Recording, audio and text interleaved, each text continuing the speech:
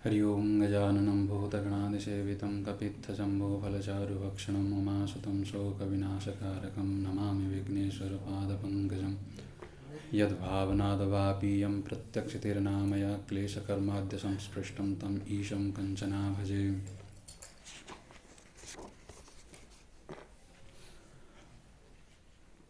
वृत्तियों के विषय में हम लोगों ने विचार किया। उसमें से क्या विचार किया कि वृत्ति 5 होते हैं और कौन कौन होते ये भी कल कर लिया ना, निर्देश हो गया है।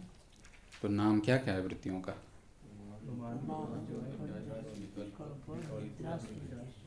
तो ये 5 वृत्तियाँ हुई, प्रमाण वृत्ति, विपर्य वृत्ति, विकल्प वृत्ति, निद्रा वृत्ति और स्मृति वृत्ति। ठीक है, सभी में वृत्ति जोड़ लीजिएगा। तो ये 5 वृत्तियाँ हैं और चित्त में जितने में होने वाली परिणति है उन सब को इन 5 के अंतर्गत लाया जा सकता है। वो सब इन्हीं के अंतर्गत आएंगे, इससे ज़्यादा वृत्तियाँ नहीं है। मतलब वृत्तियाँ बनती है किंतु वो सब इन्हीं 5 कोटियों में आ जाएंगे। और इसलिए जहाँ पर भी आपको दिख रहा है मन की भावना, सुख दुख आदि भी, वो भी किस में आएंगे? इसी वृत्ति में आएंगे। ठीक है, तो सुख अगर आपको हो रहा है तो वो क्या है? प्रत्यक्ष वृत्ति में आएगा, प्रमाण वृत्ति में आएगा। इस तरह से मन में भावना वगैरह हो रही है, कल्पना हो रहा है, तो कल्पना आदि क्या है? तो फिर वो विपर्य वृत्ति में चले जाएंगे, प्रमाण तो नहीं होंगे। मन में जो कल्पना आए हैं तो कल्पना सच तो होती है नहीं, बाद में जब हो जाए तो वो प्रत्यक्ष हो जाएंगे अथवा प्रमाण हो जाएंगे। जब तक वह वस्तु सामने न हो और मन में भावनाएं बनती रही तो वो क्या होंगे? विपर्य, झूठे हैं, तो भ्रमात्मक है, तो उसी में चले जाएंगे।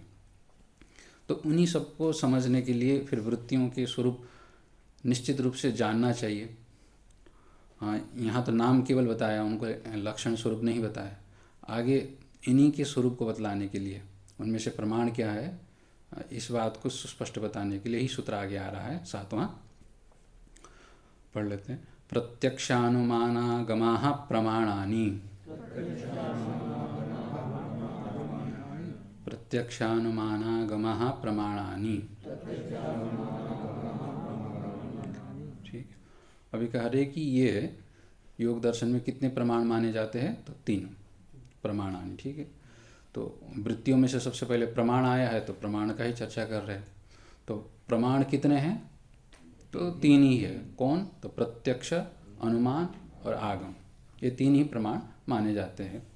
योग में भी, सांख्य में भी और अन्य दर्शन में भी इन तीनों प्रमाण को मानते ही है, और कुछ इससे अतिरिक्त भी मान लेते हैं।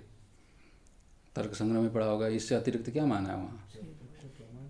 तर्क संग्रह में 4 हो गए ना, तो उपमान अतिरिक्त वहाँ उन्होंने माना। वेदांत में और क्या मान लेते हैं? अर्थापत्ति और अनुपलब्धि, 6 माने जाते हैं। ठीक है, तो इस तरह से अलग अलग दर्शनों में मीमांसा भी 6 मानते हैं।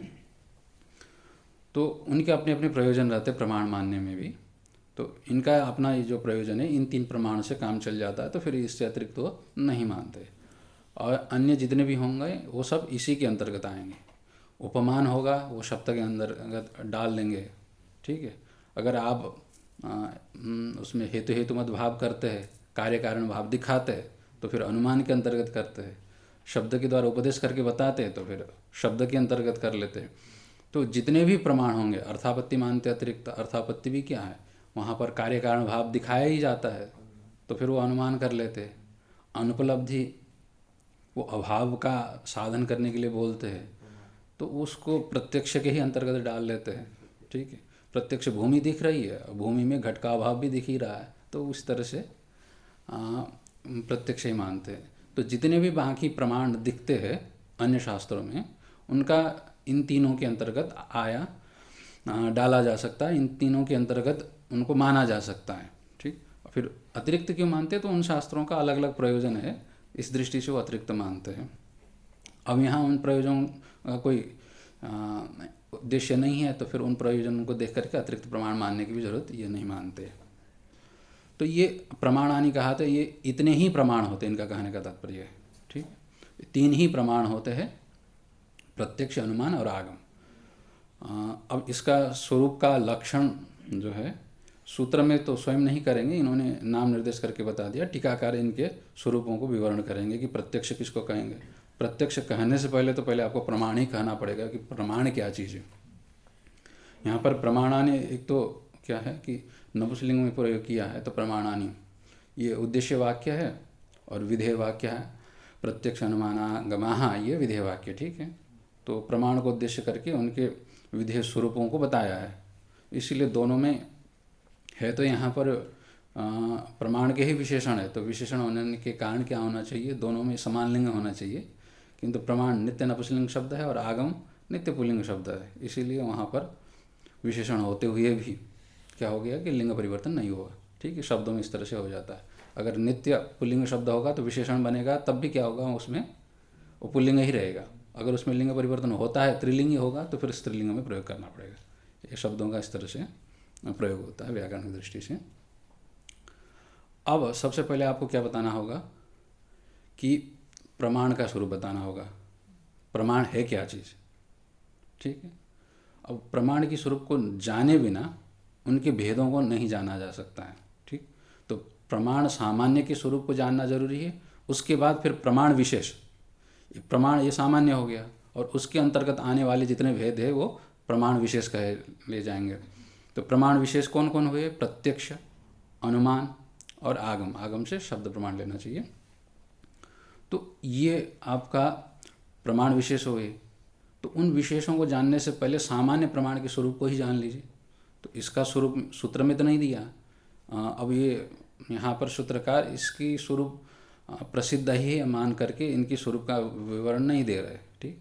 अब क्योंकि अब टीकाकार टीका कर रहे हैं, तो फिर उनके हिसाब से फिर क्या प्रसिद्ध प्रमाण के लक्षण है, ठीक है, इस शास्त्र से मान्य उसका विवरण आगे कर रहे हैं।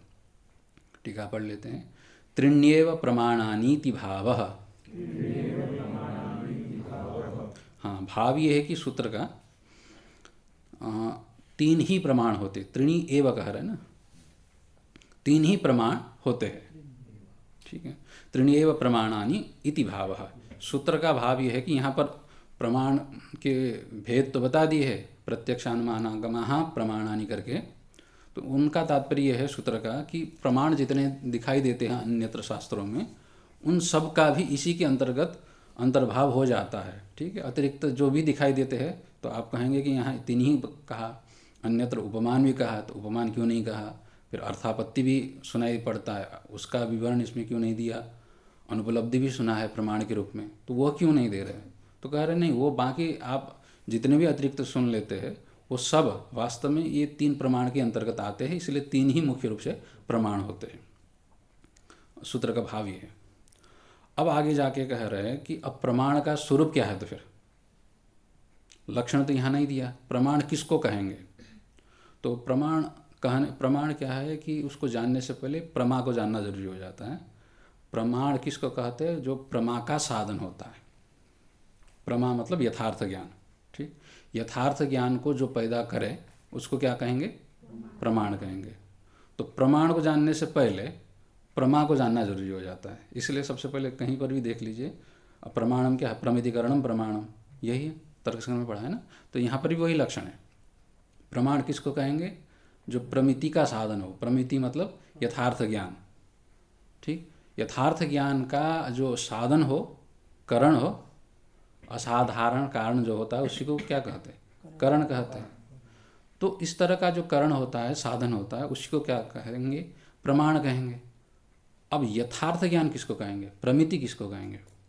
पहले प्रमिति का बोध हो तब प्रमिति के करण साधन के रूप में आप प्रमाण को भी जान पाएंगे। इस दृष्टि से पहले प्रमिति का यहाँ पर लक्षण कर रहे हैं, प्रमा यथार्थ ज्ञान। अब यथार्थ ज्ञान भी अब नैयायिकों के द्वारा माना गया अलग हो जाता है और यहाँ माना हुआ अलग रहता है, ठीक है। इस दृष्टि से सबसे पहले यहाँ पर प्रमा क्या है इस बात को बताने जा रहे हैं। वृत्तो अज्ञातार्थावगाही चितिशक्तेः प्रतिबिंबः प्रमा, ठीक है। प्रमा यहाँ क्या है, चैतन्यम एव प्रमा, चैतन्य ही प्रमा है। जैसे वेदांत में भी प्रमा किसको कहेंगे, तो चैतन्य को ही कहते हैं। और यहाँ पर भी कह रहे हैं कि चितिशक्ति है प्रतिबिंब प्रमा, चितिशक्ति का ही प्रतिबिंब, शुद्ध चितिशक्ति न होकर के प्रतिबिंबित हुआ जो चितिशक्ति है, ठीक। चेतन जब वृत्ति में प्रतिबिंबित हो जाता है तो वृत्ति में प्रतिबिंबित हुआ जो चैतन्य है उसी को यहाँ पर क्या कहेंगे, प्रमा कहेंगे, यथार्थ ज्ञान।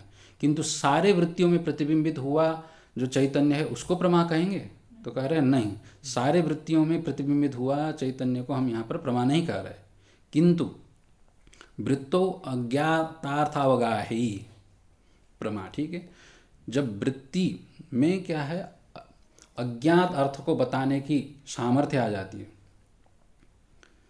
तो अज्ञात अर्थ को जो पहले आपको पता नहीं था अभी अभी पता चल रहा है, ठीक है, इस तरह से वृत्ति में प्रतिबिंबित हुआ चैतन्य तो है, किंतु वह चैतन्य किस अर्थ को प्रकाशन कर रहा है, अज्ञात अर्थ को प्रकाशन कर रहा है, तभी जाकर के उसको प्रमा कहेंगे। इसमें एक और जोड़ना पड़ेगा, इतना मात्र से नहीं चलेगा यहाँ पर। ठीक, इसमें अज्ञात अर्थ का तो अवगाहन करे, ठीक है, विषय करे, उसको प्रकाशन करे। जो ज्ञात नहीं था अज्ञात अर्थ को जो प्रकाशन करता है, और साथ साथ में वह अज्ञात अर्थ क्या होना चाहिए, अबाधित भी होना चाहिए। अगर बाधित होगा तो फिर उसको प्रमा नहीं कहेंगे। तो इस तरह से यहाँ पर लिखा उतना ही है, अज्ञातार्थ अवगाही इतना ही लिखा है। ठीक है, तो अज्ञातार्थ अवगाही प्रमा, ये प्रमा के साथ जुड़ जाएगा। ठीक है, तो अभी अवगाही प्रमा स्त्रीलिंग शब्द है, तो फिर यहाँ पर अवगाही पुल्लिंग लिखा है ना, तो ये विशेषण प्रतिबिंब का है। ठीक, इसलिए प्रतिबिंब चैतन्य का जो प्रतिबिंब वृत्ति में पड़ने वाला, और वो क्या कर रहा है, वस्तु का प्रकाशन कर रहा है। कौन से वस्तु का प्रकाशन कर रहा है, अज्ञात वस्तु का प्रकाशन कर रहा है। तो अज्ञात वस्तु के प्रकाशन करने वाला, और साथ साथ में वो वस्तु किस तरह से है, अबाधित भी है, बाध नहीं हो रहा है। बाध टूट रहा है, फूट रहा है, इस अर्थ में नहीं। ठीक है, बाध का मतलब होता है कि बाद में आपको दोबारा जब उसको देखते हैं तो फिर आपको ये नहीं होता है कि नहीं हमने जो पहले देखा था घट वो तो पट निकला। इस तरह से वस्तु की स्वरूप का ही जहाँ बाध हो जाता है ज्ञान के माध्यम से, तो उसको क्या है, बाधित विषय कहा जाता है। और जहाँ पर बाद में भी आप उसी स्वरूप में देखते हैं तो वह अबाधित रहता है। इस दृष्टि से यहाँ क्या हुआ, अज्ञात और अबाधित अर्थ का। अबाधित फिर से एक बार समझाइए। जैसे अब इसको, अब अबाधित को समझने के लिए आपको भ्रम समझना पड़ेगा। ठीक है, अब जैसे भ्रम है, भ्रम में पहले आप रस्सी को सर्प समझ रहे थे, ठीक है, अब सर्प वहाँ पर बाधित हो जाता है जब आप ठीक से देखते, लाइट वगैरह प्रकाश कर लेते, लाइट जला लेते, नज़दीक में जा कर के उसको ध्यान से देखने लगते, तो फिर आपको लग जाता है कि जो हमने सर्प देखा था वह सर्प नहीं निकला, तो वहाँ सर्प का क्या हो गया, बाध हो गया। ठीक है, इसको यहाँ पर बाध कहा जाता है। अब आपने सर्प को तोड़ा नहीं, फोड़ा नहीं, काटा नहीं, कुछ नहीं किया, यथार्थ ज्ञान के द्वारा क्या हो जाता है, अयथार्थ ज्ञान का जो विषय बाधित हो जाता है, वो कटता पिटता नहीं है, उसी को यहाँ पर बाध कहा जाता है। वेदांत में भी इसको बाध ही कहा जाएगा। बाध का मतलब ये होगा यथार्थ ज्ञान के द्वारा अयथार्थ ज्ञान का जो विषय, ठीक है, यथार्थ रूप से आपको दिख जाता है कि जो पहले अयथार्थ ज्ञान हुआ था, भ्रम हुआ था, उसका विषय अब नहीं है, इस प्रकार का जो निश्चय होता है तो उसको क्या कहते हैं, बाध कहते हैं। तो यहाँ अबाधित कैसे यहाँ, क्योंकि प्रमा का लक्षण चल रहा है ना। प्रमा किसको कहेंगे, जिस ज्ञान का विषय बाधित नहीं होता उसको प्रमा कहेंगे। ठीक, अगर ज्ञान का विषय दूसरा निकल गया, ज्ञान हुआ आपको, ठीक है, सर्प का, और बाद में आपको निकला वह सर्प ना होकर के रस्सी, तो फिर वो जो सर्प का जो ज्ञान था तो वह प्रमा कहलाएगा, नहीं कहलाएगा। क्यों, क्योंकि उस ज्ञान का विषय बाधित हो गया, बाधित को विषय कर रहा है। भले ही उस समय में अबाधित हो, जिस समय में आपको भ्रांति हो रही है उस समय में तो वहाँ पर अयम सर्प करके ये जो ज्ञान हो रहा है, यह सर्प है करके जो ज्ञान होता है, वह ज्ञान जिस समय में हो रहा है उस समय तो बाधित नहीं है, ठीक है। किंतु जिस वस्तु का आपको ज्ञान हो रहा है, किसका, सर्प का, वह सर्प क्या है, बाधित होता है बाद में जाकर के, इसीलिए वर्तमान में भी वो ज्ञान प्रमा नहीं कहा जाएगा। हाँ, पता नहीं होता अलग बात है, किंतु फिर भी उस ज्ञान को प्रमा नहीं कहा जाएगा। तो यहाँ पर प्रमा का लक्षण यही है। अब यहाँ पर ये ध्यान देने की बात है कि न्याय में क्या होता है, ज्ञान को ये ज्ञान तो मानते हैं, किंतु वो ज्ञान आत्मा में रहने वाला गुण मानते हैं। ठीक है, ज्ञान क्या है? आत्मा में रहने वाला गुण, उसी को वो बुद्धि कह देते हैं। यहाँ पर बुद्धि अलग चीज़ है, ज्ञान अलग चीज़ है। ठीक है, अब बुद्धि में प्रतिबिंब जो पड़ता है उसको यहाँ पर ज्ञान कहा जा रहा है। बुद्धि अंतकरण है, साधन है, और वो क्या है? 3 गुणों का परिणाम भूत है।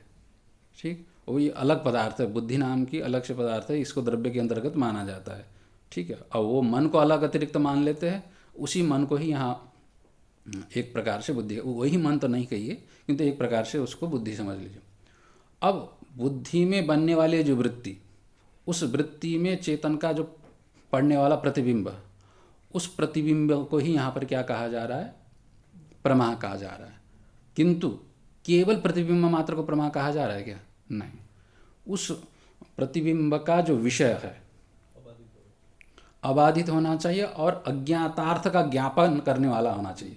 केवल अबाधित ही नहीं, यहाँ 2 विशेषताएं। ज्ञान का विषय क्या होना चाहिए? अज्ञात होना चाहिए, और ज्ञान का विषय क्या होना चाहिए? अबाधित होना चाहिए। ये 2 तरह से होने चाहिए, तभी जाकर के ज्ञान को क्या कहेंगे? प्रमा कहेंगे। ज्ञान क्या है? प्रतिबिंब है। किसका प्रतिबिंब है? चेतन का प्रतिबिंब। किस में पड़ रहा है? वृत्ति में पड़ रहा है। ठीक है, ये बात ध्यान में रख लीजिएगा। अब इसको थोड़ा सा प्रक्रिया से, अब ये प्रमाण सामान्य का है तो ये सभी में घटेगा, प्रत्यक्ष में भी, अनुमान में भी और शब्द में भी, ये तीनों में ये लक्षण सामान्य घटेगा। अब यहाँ पर ये इधर अज्ञात आ गया ना, अज्ञात मतलब नहीं जानते इसे। विषय क्या है? जैसे मान लीजिए आप सामने खड़े को दे रहे हैं, अब यहाँ शास्त्र में क्या है कि सामान्यतः लोक में अबाधित को ही प्रमाण कह देते, और शास्त्र में क्या है कि अज्ञात भी होना चाहिए। आपको पता नहीं था, अब अभी अभी नया नया पता चला, तो प्रमाण कैसे? तभी जा करके उसको प्रमा कहा जाएगा। अब ये घटपट आदि में कैसे घटेगा? जैसे आपने मान लीजिए सामने वस्तु देख लिया, फिर दोबारा देखते हैं, तो पहली बार देखा तो प्रमा, और दूसरी बार देखा तो अप्रमा हो जाएगा क्या? क्यों? आपको वह वस्तु तो ज्ञात हो गया, आपने देख लिया घड़ा, तो दूसरी बार जब दोबारा देखते हैं तो फिर वो प्रमा कहा जाएगा कि नहीं जाएगा? कहना तो चाहिए, वो भ्रम तो है नहीं ना। सामने आपने घड़ा रखा, घड़े को देख लिया, ये प्रत्यक्ष ज्ञान है। घड़ा काला है अथवा लाल है, जो भी रंग उसका है, मोटा लंबा चौड़ा, आपको उसका ज्ञान हो जाता है। अब पहली बार देख रहे तो ठीक है, अज्ञात था। आपका चक्षु, आँख जो है घट के पास पहुंचा, घट के आकार में वो मुड़ गया, ढल गया, तो घटाकार वृत्ति बनी। उस वृत्ति में आत्म चैतन्य का प्रतिबिंब पड़ा, उस प्रतिबिंब ने घट को प्रकाश कर दिया। ठीक है, तो अब घट का जो प्रकाश हुआ ये हो गया घट का प्रमा, घट का ज्ञान, यथार्थ ज्ञान हो गया।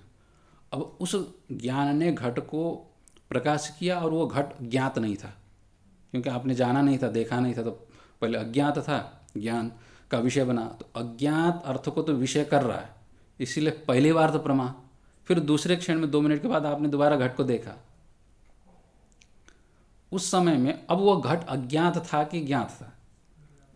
अब तो ज्ञात ही रहा, तो ज्ञात को विषय करने के कारण अब उस घट का ज्ञान को अब क्या अप्रमा कहेंगे? तो यहाँ पर उसको भी क्या है, अप्रमा नहीं कहा जाएगा, प्रमा ही है, किंतु लक्षण तो नहीं घट रहा वहाँ पर। लक्षण अज्ञात को विषय करने वाला ज्ञान, यहाँ ज्ञात को विषय करने वाला ज्ञान हो गया, तो उसको प्रमा कैसे कहेंगे? तो उसके लिए यह लगा लेते हैं कि इसका थोड़ा समाधान वेदांत परिभाषा में दिया है। यद्यपि वहाँ पर जो घट आप देख रहे हैं वो ज्ञात पूर्व काल में था, वर्तमान काल में देखा जाए तो वर्तमान काल की दृष्टि से वो ज्ञात नहीं है। ठीक है, घट में कई विशेषताएं होते हैं, तो तत्त काल को लेकर के, ठीक है, आपने जो जाना हुआ घट क्या 2 मिनट पहले वाला था, अभी जो वर्तमान में घट आ रहा है वो 2 मिनट बाद वाला घट है।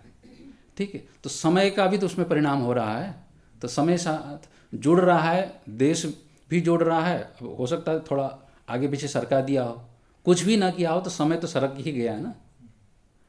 तो इसका अर्थ ये है, हम थोड़े देर में, अभी प्रमाण हो गया, थोड़ी देर में और फिर से देख लिया तो उसका अलग प्रमाण होंगे। हाँ, तो वो अलग ही प्रत्यक्ष माना जाएगा। पूर्व का प्रत्यक्ष और बाद का प्रत्यक्ष दोनों अलग अलग प्रत्यक्ष हो रहे हैं। हाँ, भले ही विषय एक होते हुए भी वहाँ पर थोड़ा देश काल का अंतर पड़ जाता है, इस दृष्टि से भी उसको वह प्रमा ही कहते हैं। ठीक है, इसका समाधान है। नहीं तो वह अज्ञातार्थ होगा तो यहाँ शास्त्र में इस दृष्टि से प्रमा बोल देते, क्योंकि शास्त्र में उपदेश देने योग्य जो पदार्थ रहता है, जैसे योग का होगा, वेदांत में ब्रह्म का बोध कराना हो, तो वो अज्ञात ही रहता है। लोक में किसी को ज्ञात नहीं है योग क्या है, समाधि क्या है, ब्रह्म क्या है, किसी को ज्ञात नहीं है। इस तरह की अज्ञात पदार्थ को बोध कराने के कारण शास्त्रों को प्रमाण कहा जाता है, इस दृष्टि से बोलते हैं ज़्यादातर। ठीक, इस तरह से क्या हो गया प्रमा का लक्षण। प्रत्यक्ष के साथ प्रमा भी अलग होता है। प्रत्यक्ष प्रमा, अनुमान प्रमा, अनुमिति प्रमा कहिए। प्रत्यक्ष चेंज हो गया हाँ। मेरा पूर्व और वर्तमान का, तो वो प्रत्यक्ष के साथ प्रमा भी चेंज होता है। प्रमा चेंज मतलब अलग अलग ज्ञान हो गया ना, पहले का ज्ञान प्रत्यक्ष ज्ञान, फिर दोबारा दूसरा जो ज्ञान हो वो भी प्रत्यक्ष ही है, किंतु पहला ज्ञान और दूसरा ज्ञान अलग अलग ज्ञान है। ठीक, विषय एक है, विषय अलग अलग नहीं है, ज्ञान तो अलग अलग है। तो अब यहाँ पर ज्ञान किसको कह रहे हैं, ये चेतन को ही ज्ञान कह रहे हैं। प्रतिबिंबित जो चेतन है उसी को यहाँ पर ज्ञान कहते, प्रमा कहते। किंतु वो कैसी प्रमा है, अब देखिए ये प्रमा बड़ा विचित्र है।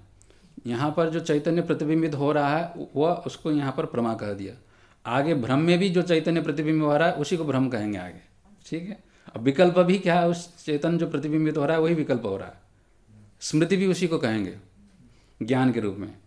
अब किंतु यहाँ पर वृत्ति का जो विषय बदल रहा है, इसलिए एक ही चैतन्य क्या हो रहा है, एक ही जो प्रतिबिंब जो पड़ रहा है चेतन का, वो प्रतिबिंबित चैतन्य ही प्रमा भी कहला रहा है। ठीक, साथ में भ्रम भी कहलाया जा रहा है, साथ में स्मृति भी हो रहा है, वही विकल्प भी बन रहा है। तो एक ही चेतन अलग अलग रूप में उपाधि के कारण, जैसे जैसे वृत्ति बनी है वृत्ति के हिसाब से होगा। तो वृत्ति का जो विषय होंगे, एक बाधित हो रहा है, एक अबाधित हो रहा है। एक जैसे स्मृति कहेंगे तो वो बाधित, कहीं बाधित होती है कहीं अबाधित होती है, फिर भी क्या है वो ज्ञात को ही विषय कर रहे हैं। इनमें से जो 5 वृत्तियों में से प्रमाण, विपर्य, विकल्प और निद्रा, ये इनका स्वतंत्र विषय रहता है। स्मृति की जो विषय है वो स्वतंत्र नहीं रहता है, मतलब इन्हीं का विषय, प्रमाण का जो विषय होगा स्मृति का भी वही विषय बनता है। विपर्य भ्रम का जो विषय होगा स्मृति का भी वही विषय बनता है। मतलब याद किसका आएगा, या तो प्रमाण का आएगा, या तो भ्रम का आएगा, या तो विकल्प का आएगा, या तो निद्रा का याद आएगा। तो याद का कोई अलग सा विषय नहीं होता है। फिर भी वृत्ति तो, चित्त तो उस आकार में ढल ही जाता है, पुराने विषयों को याद करता ही है। ठीक है, तो पुराने विषयों को याद करने के कारण इसको भी वृत्ति माना है। अब इसीलिए स्मृति प्रमाण में भी आ सकता है, विपर्य में भी जा सकता है, विकल्प में भी जा सकता है, निद्रा में भी जा सकता है। ठीक, तो इस तरह से यहाँ पर हम लोगों ने प्रमाण के स्वरूप को समझ लिया। प्रमाण के स्वरूप मतलब प्रमा के स्वरूप। प्रमा किसको कहेंगे, जो अज्ञात अर्थ को और अबाधित अर्थ को विषय करने वाला चैतन्य का प्रतिबिंब है। किस में पड़ा हुआ, वृत्ति में पड़ा हुआ प्रतिबिंब, उसको क्या कहेंगे, प्रमा कहेंगे। और तत्करणम वृत्ति ही प्रमाणम, उसका जो करण होगा, किसका करण, उस प्रमा का। प्रतिबिंबित जो चैतन्य हो रहा है वृत्ति में, तो उस वृत्ति में प्रतिबिंबित चैतन्य किसको विषय कर रहा है, अज्ञात और अबाधित विषय को प्रकाश कर रहा है। ठीक है, तो ऐसे जो प्रमा है, ऐसे प्रमा का जो करण होगा, साधन होगा, उसको क्या कहेंगे, प्रमाण कहेंगे। तो इस तरह से यहाँ अब प्रमाण का लक्षण आ गया। तो तत्वम प्रमाणत्व में, ठीक है, आगे तत्वम प्रमाण सामान्य लक्षणम। हाँ, तत्वम का मतलब क्या हुआ, उस रूप में होना। उस रूप में होना अज्ञात और अबाधित विषय को प्रकाश करने वाला वृत्ति में प्रतिबिंबित चैतन्य का करण रूप में होना। ठीक है, करण रूप में होना, यही क्या है, प्रमाण का स्वरूप है। तत्व मतलब उस स्वरूप में होना। ठीक, प्रमा के करण के रूप में होना। तस्य भाव तत्वम, उस रूप में होना, इसको तत्व को ये बोल देते प्राय। तत्वम अन्यत्र भी इसी तरह से बोला जाता है। तो तत्व मतलब उस रूप में, उस स्वरूप को ही क्या कहेंगे, प्रमाण कहेंगे। तो प्रमाण सामान्य लक्षण, इस तरह से प्रमाण सामान्य का ये लक्षण हुआ। तो इस तरह से ये प्रमाण सामान्य लक्षण कहाँ कहाँ घटेगा, प्रत्यक्ष में भी घटना चाहिए, आगे प्रत्यक्ष का स्वरूप बताएंगे, प्रत्यक्ष में और अनुमान में, साथ साथ में आगम में भी घटना चाहिए। ये तीनों में अगर ये लक्षण घटेगा तो ये सामान्य लक्षण हो गया। तो ये सामान्य प्रमाण का स्वरूप है। तो प्रमाण क्या होगा, सामान्य लक्षण कहेंगे तो प्रमाकरणम प्रमाणम, यही लक्षण है। ठीक है। अब प्रमाकरणम प्रमाणम, अब यहाँ पर प्रमाण क्या है, वृत्ति है।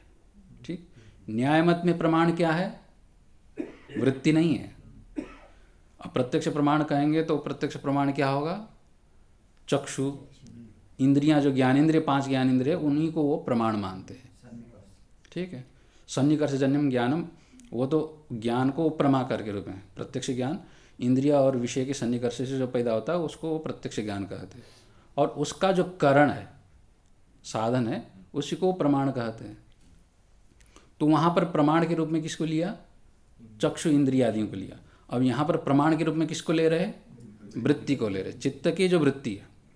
क्योंकि उस वृत्ति के बने बिना कोई कार्य नहीं होता है, कोई भी ज्ञान होगा नहीं।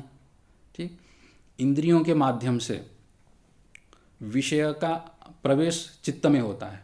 ठीक, विषय के, अब विषय का प्रवेश, विषय सीधा तो घुसेगा नहीं चित्त में। ठीक, अब इसमें भी मत अलग अलग है। देखिए वेदांत में जैसे चित्त बाहर जाता है या नहीं जाता है, ये अलग अलग मत है। ठीक, अब यहाँ पर क्योंकि चित्त व्यापक है तो जाता आता नहीं है, उसके छाया ही आता है। ठीक है।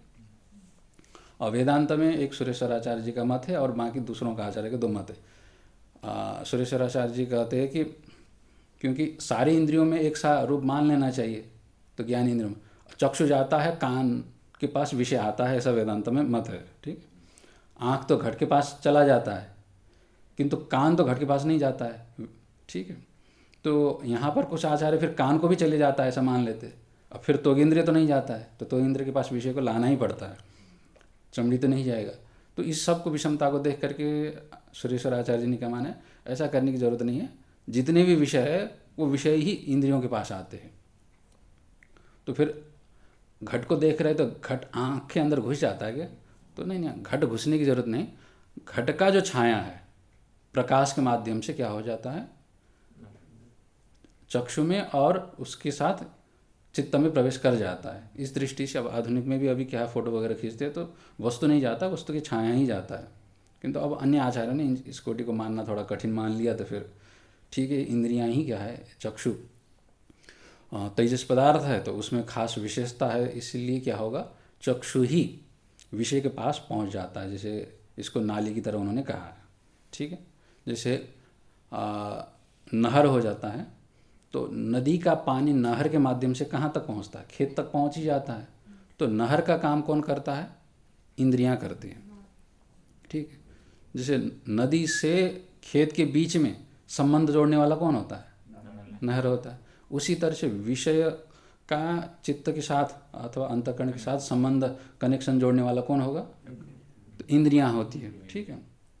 इंद्रिय ही पहले विषय के साथ पहुंच जाती है और उसके पीछे पीछे फिर चित्त भी पहुंच जाता है। इस तरह से वेदांत में ये माना है। यहाँ पर इंद्रिय साधन तो है किंतु इंद्रिय जाता है नहीं जाता इस विषय में उतना ज़्यादा नहीं कहा है, किंतु चित्त नहीं जाता है। यहाँ पर इंद्रियों के माध्यम से चित्त क्या कर लेता है, उस विषय के छाया को ले लेता है।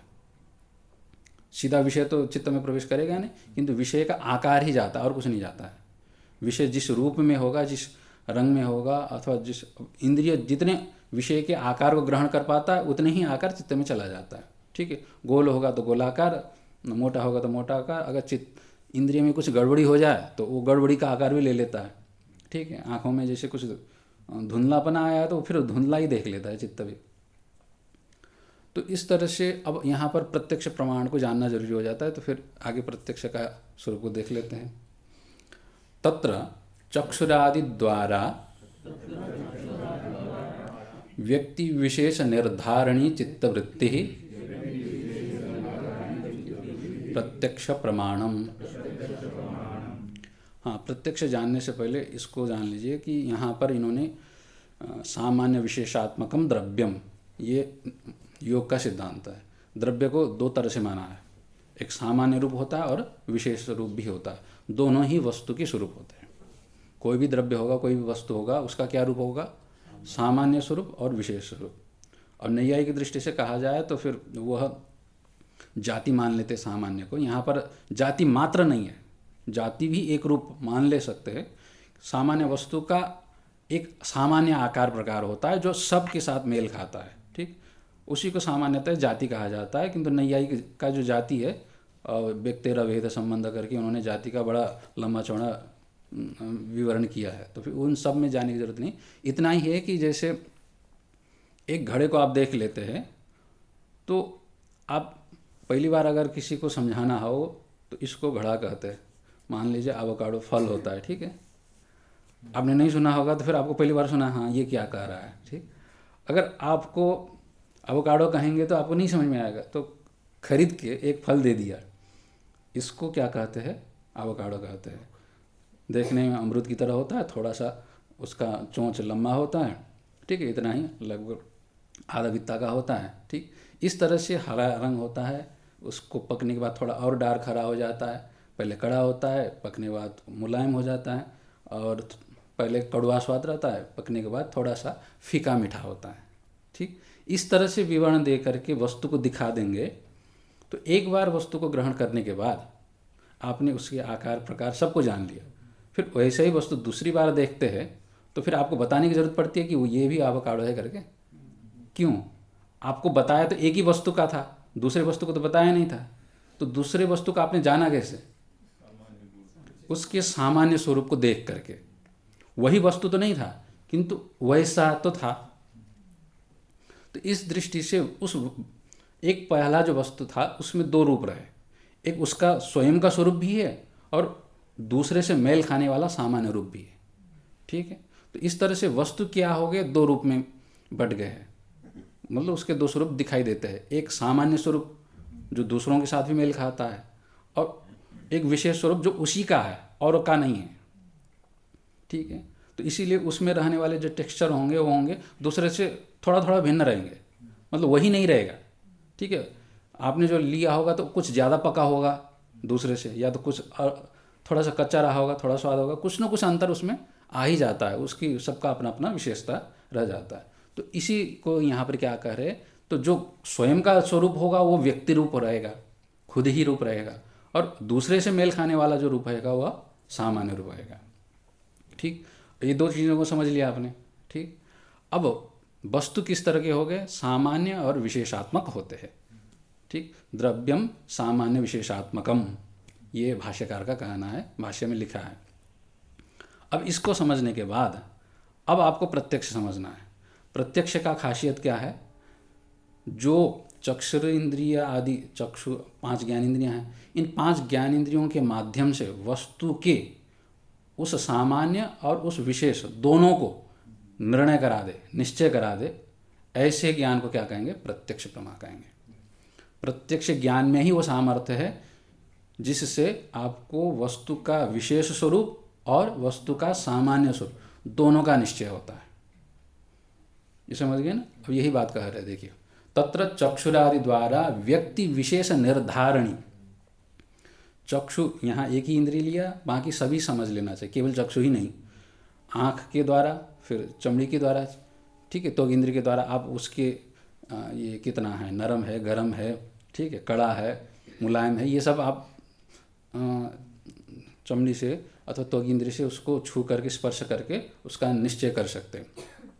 तो चक्षु का मतलब उपलक्षण 5 ज्ञानेंद्रियां हैं। तो इस तरह चक्षु आदि 5 ज्ञानेंद्रियों के द्वारा व्यक्ति विशेष का निर्धारण करने वाली जो चित्तवृत्ति, व्यक्ति विशेष यहाँ लिखा, व्यक्ति विशेष मतलब व्यक्ति वस्तु का जो विशेष स्वरूप, यहाँ व्यक्ति लिख दिया, व्यक्ति का अर्थ हो गया कि वस्तु, उसका जो विशेष स्वरूप है, ठीक है। सामान्य स्वरूप को तो निर्धारण करता ही है, इसमें कोई डाउट नहीं है, ठीक है। अगर विशेष को आपने न समझ लिया तो सामान्य छूटेगा क्या?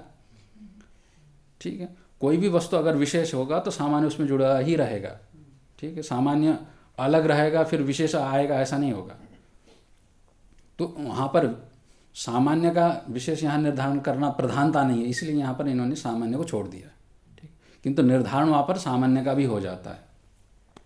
तो उस वस्तु के विशेष स्वरूप को निर्धारण अर्थात निश्चय कराने वाली जो चित्तवृत्ति होगी उसी को क्या कहेंगे? प्रत्यक्ष प्रमाण कहेंगे। और उस वृत्ति में प्रतिबिंबित जो चैतन्य होगा उसको क्या कहेंगे? क्या कहेंगे? प्रत्यक्ष प्रमा कहेंगे, ठीक है।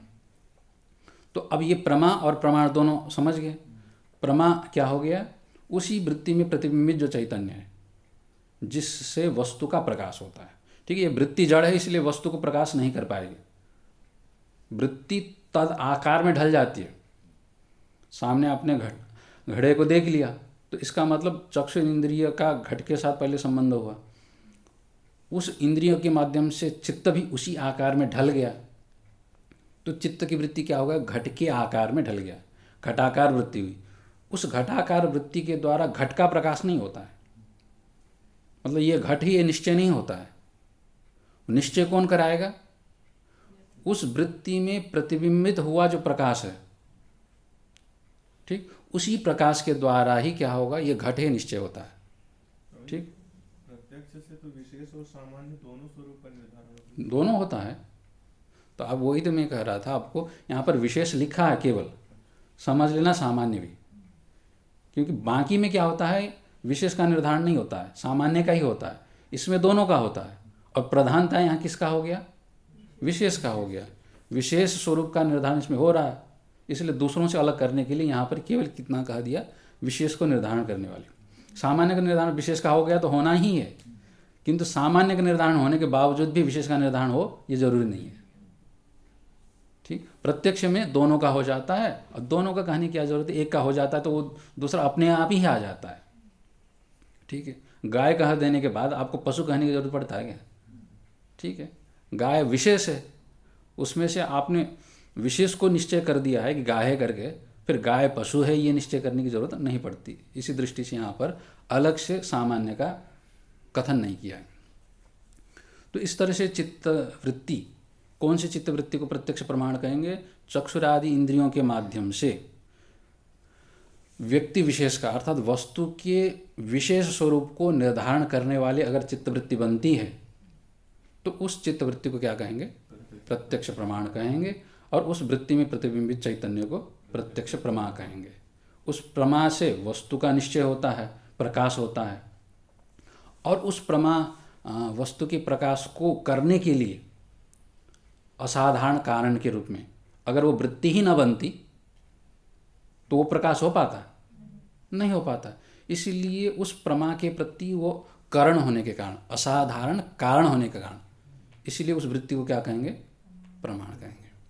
तो इस तरह से यहाँ पर प्रमाण के स्वरूप का वो जो लक्षण कहा था ना, अज्ञातार्थ अवगाही, अज्ञात अर्थों को बताने वाला जो वृत्ति है वो प्रमाण है। अब बताने वाला तो प्रमा होता है, उस प्रमा के करण के रूप में ये वृत्ति हो ही गई। अज्ञात सामने घड़ा पड़ा था, पता नहीं था, चक्षुरादि इंद्रियों के माध्यम से चित्त की वृत्ति बनी, उसके बाद उस वृत्ति में प्रतिबिंबित चैतन्य ने घट का प्रकाश कर दिया।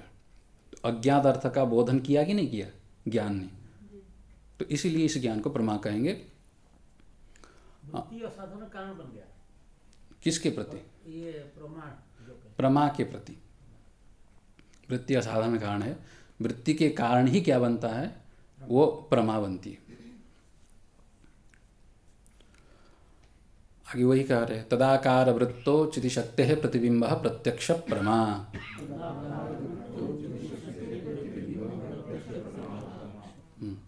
चित्त की जो वृत्ति बनी, अब इसको इसी तरह से समझ लीजिए। अब यहाँ थोड़ा सा प्रक्रिया भी समझा देते हैं। जो वही जो नदी वाली जो दृष्टांत दिया था ना, तालाब से नदी क्या होती है? विषय तक पहुँच जाती है। किसके माध्यम से?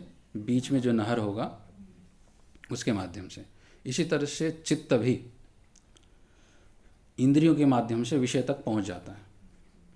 किस तरह से होगा? जैसे अब सामने विषय घट रखा है, घट का ही उदाहरण देते थे, कोई भी ले लीजिए, घट की ज़रूरत नहीं है। जैसे हॉल हो गया, सामने पुस्तक देख रहे, माइक देख रहे, जो भी हो, कान से शब्द सुन रहे, तो इंद्रिय से ठंडा गर्म हमको अनुभव हो ही रहा है, तो ये सब ले लीजिएगा।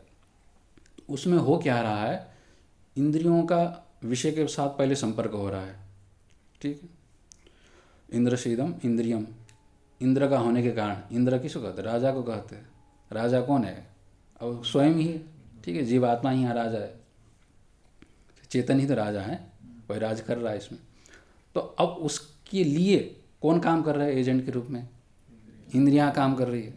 तो इंद्रियां विषय ते, अब यहाँ पर ये प्रक्रिया है कि इंद्रियां बाहर, उनमें क्या क्रिया शक्ति है मान लेते हैं, वो इंद्रियां क्या कर रही है, विषय देश तक पहुँच रही है, आँख घट तक पहुँच रहा है, ठीक। अब जैसे तालाब का पानी एक ही बार तो नहीं पहुँचेगा खेत तक, उसके लिए बीच में आपको नहर की तरह काटना पड़ेगा। अब नहर से बहता हुआ नदी का पानी कहाँ तक पहुँच जाता है, खेत तक पहुँच जाता है, और खेत में पहुँचने के बाद वो पानी किस तरह से हो जाता है, खेत जैसा है उसी आकार में फैल जाता है, देखिए, ठीक है।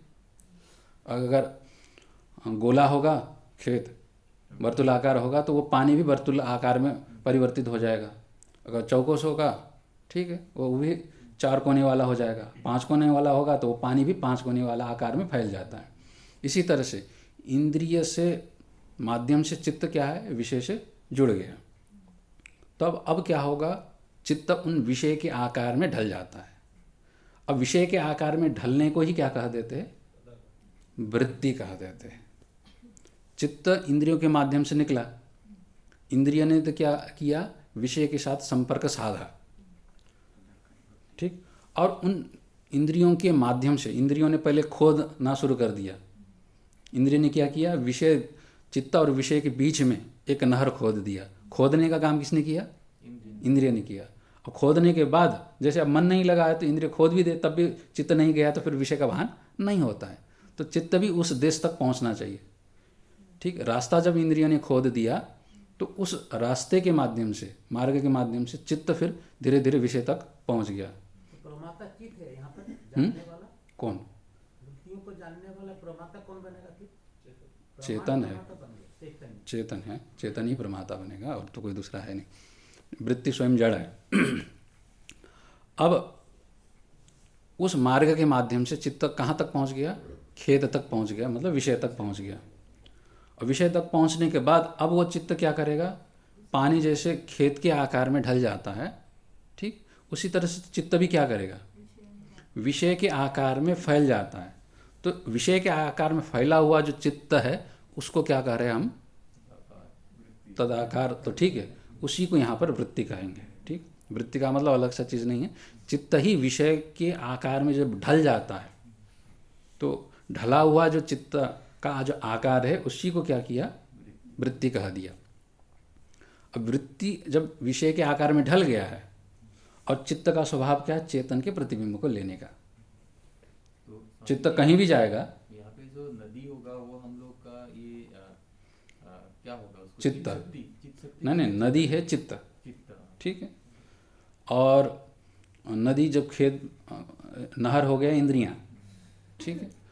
और नहर के माध्यम से जो विषय देश में पहुंच करके जो फैला हुआ जो पानी का जो आकार होगा वो चित्त की वृत्ति होगी। और चित्त शक्ति सागर को कह सकते हैं, या जहाँ से पानी आ रहे हैं उसको कह सकते हैं। अब ये जड़ वस्तु है, ठीक है। इन जड़ वस्तुओं में अब चेतन किसको कहेंगे, ये ना बात होगी। अब यहाँ पर जानने वाला है, देखिए, जानने वाला चेतन व्यापक प्रकाश है, वह उस देश में भी है, इस देश में भी, सभी जगह व्यापक चेतन आत्मा को माना है। तो चित्त कहीं भी जाएगा, ठीक है। और उसका स्वभाव क्या है कि प्रतिबिंब चेतन का वो लेता ही है। क्यों लेता है, क्योंकि उसकी योग्यता है। आईना कहीं भी जाए, दर्पण कहीं भी पहुंचे, ठीक, वो क्या कर लेगा, प्रतिबिंब ग्रहण कर लेता है। इसी तरह से अब पानी भी वही स्वभाव है। देखिए, स्वच्छ अगर पानी होगा, नहर का पानी क्या है, नदी का होगा, गंदगी होगा तब उतना प्रतिबिंब नहीं लेता है। अगर साफ पानी होगा तो कहीं भी जाए आपको उसमें छाया पड़ता ही है, ठीक है। पानी भरा हुआ होगा खेत में, आपको दिख जाता है, ऊपर का आसमान, पेड़ पौधे नहीं दिखते, दिख ही जाता है। पानी कहीं भी पहुंच जाता है, वो प्रतिबिंब को लेता ही है। इसी तरह से चेतन व्यापक है और उस व्यापक चेतन के प्रतिबिंब को ग्रहण करने का स्वभाव किसका है?